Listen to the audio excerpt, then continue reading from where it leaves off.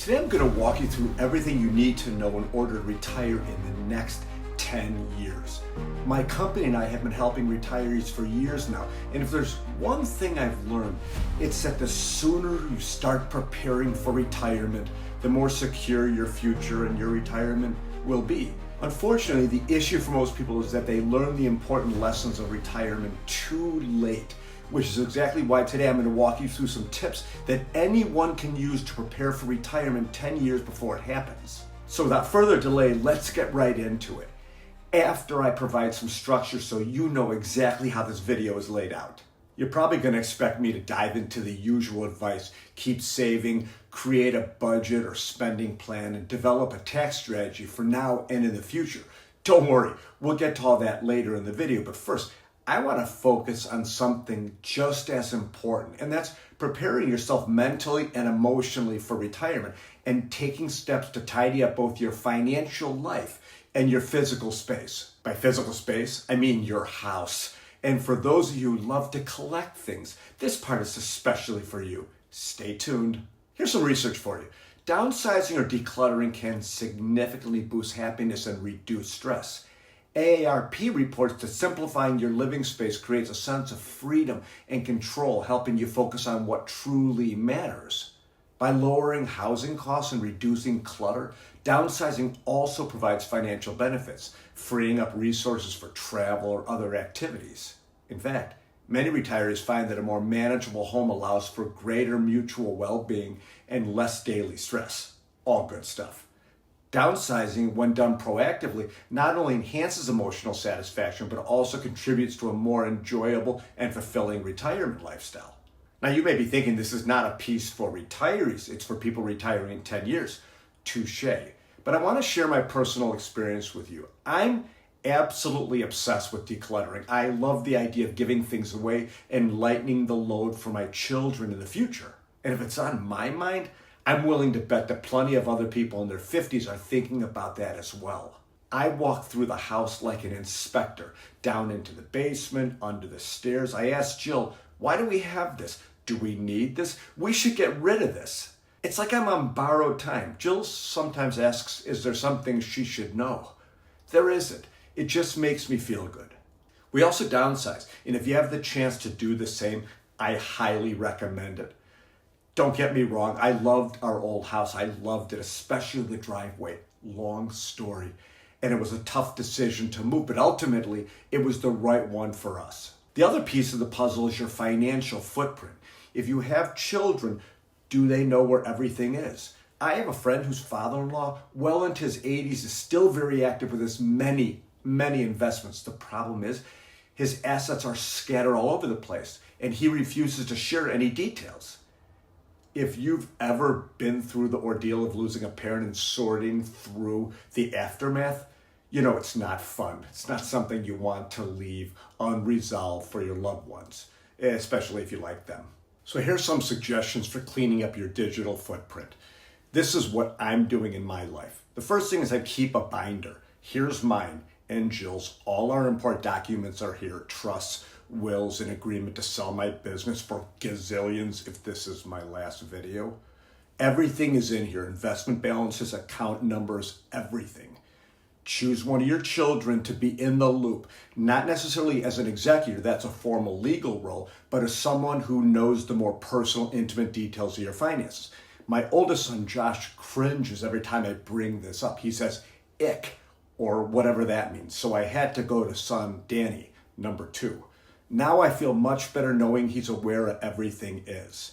Let's just hope this doesn't speed up my demise if you catch my drift. The next thing I want you to think about is decluttering year-round. Jill says, let's go through this room when the winter comes. Nope, all year around. It takes just a few minutes, but if you keep putting it off, she should know better than that, by the way, to give a procrastinator, me, a reason to procrastinate. The next thing is come to a realization that nobody really wants our stuff. My client, she went to see her mother with her 20-something daughter in tow. The mother kept offering some ancient rug off her wall, says it's a collector's item. Tons of value. The client declined and declined and declined, and later the daughter reinforced her opinion. Mom, don't take any of that stuff. I'll just have to get rid of it when you're gone. Yep. Nobody wants our stuff. Before we move on, please know this is only the start when it comes to advice for retirees. If you want to hear more lessons on how to retire next year or in 10 years, click subscribe now to make sure you don't miss out. Now let's talk about our second point, your emotional and mental readiness. Intuitively, you know this, you've seen this, you've read this over and over. Active people with interests are much happier in retirement. I think about this all the time. I think about my 88-year-old father, how he's aged and occupied his time.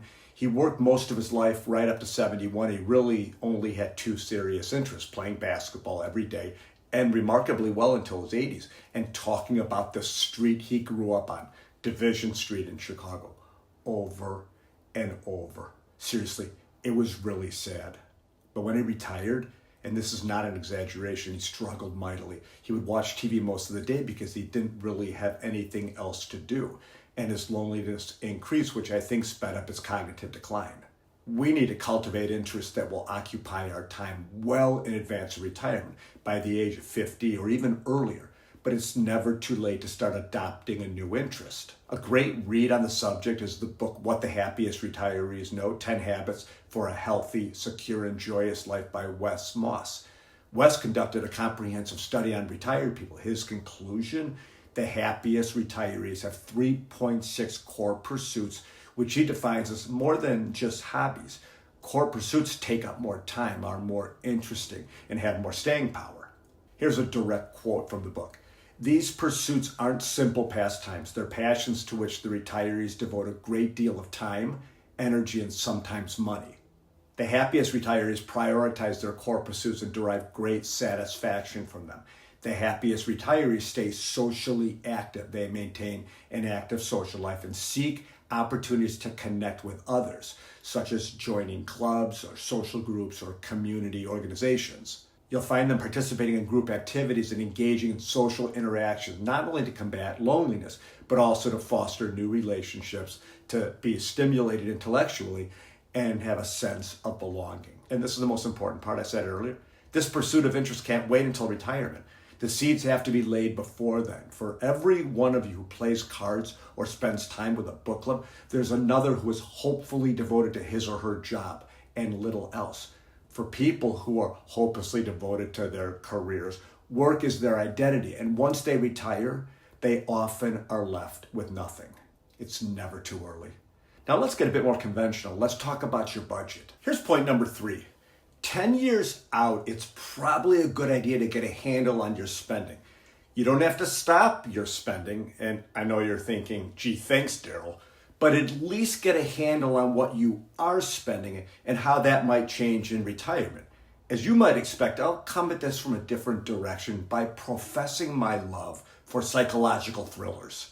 I love reading psychological thrillers. That's my guilty pleasure, and running, but I can't seem to run anymore. Thankfully, aging hasn't messed with my reading speed yet. Consequently, I spend a lot of money on books. Here's a very quick sample of the titles in my Kindle library. The Doctor's Wife, The Doctor's Daughter, The Daughter's Doctor, The Doctor's Second Wife, The Second Wife's Doctor's Daughter's Doctor. All these titles are the actual titles of books except the last one. Could you tell? The plots? Sometimes I wonder if I should spend more to read the good authors. Reading can be pricey, and even with my Kindle Unlimited subscription, I'm spending a lot, which is alarming because I haven't even retired yet. But that's sort of the point. After you retire, you're going to continue to do many of the things you did before you retired, like reading. Will you spend more time reading? Before retirement, the average household spends $101 each year on reading, according to Kiplinger's. Surprisingly, this is a category tracked by the Bureau of Labor Statistics that includes the cost of books and audiobooks as well as devices such as a Kindle. In retirement, the average household spends $173 each year, a 73% increase. So in retirement, things may change and remain the same. So in retirement, you may have new interests, but you'll probably hold on to the ones you had before too.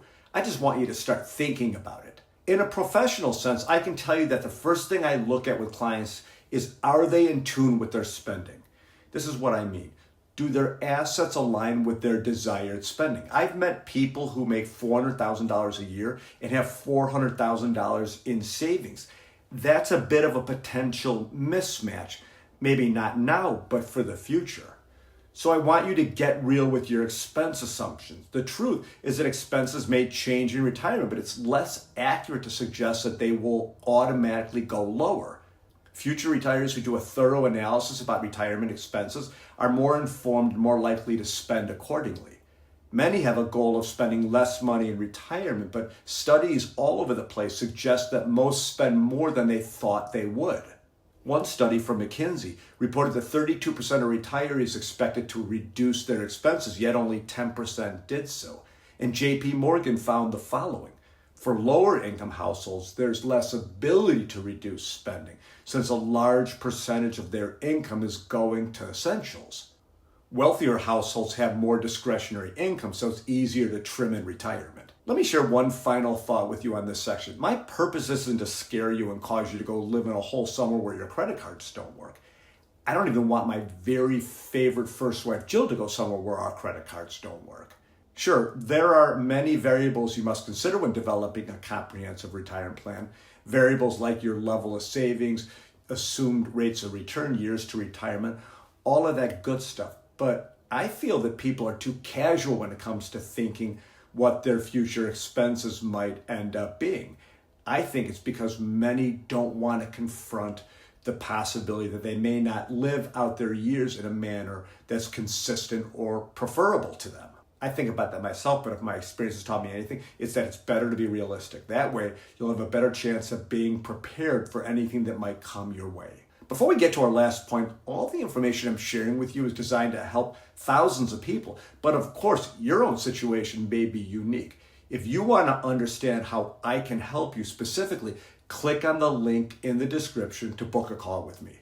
So far, I've encouraged you to streamline your life, assess and strengthen your mental and emotional readiness for retirement, and start getting a handle on your budget. Now let's wrap up by diving into two more key financial topics. The fourth point is straightforward. Save more if you can.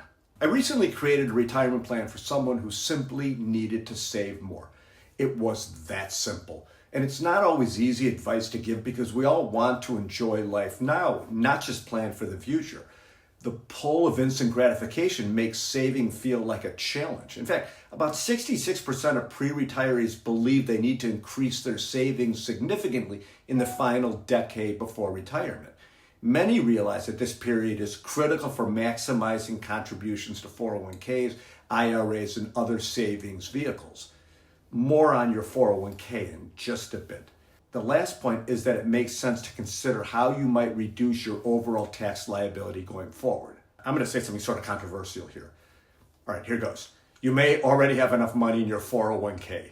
It's not that I want you to save less money. After all, I just covered that. You may remember it was about 30 seconds ago. I'm specifically saying that 10 years out from retirement or even a little closer or further away, adding tax-deferred money can create a burden in the future. Let's simplify this a little bit. Every investment you have falls into one of three buckets: taxable, tax-deferred, and tax-free. There's a mathematically ideal amount of money to have in each bucket to save taxes in the future. Take my client Frank as an example. He has about $300,000 in his 401k.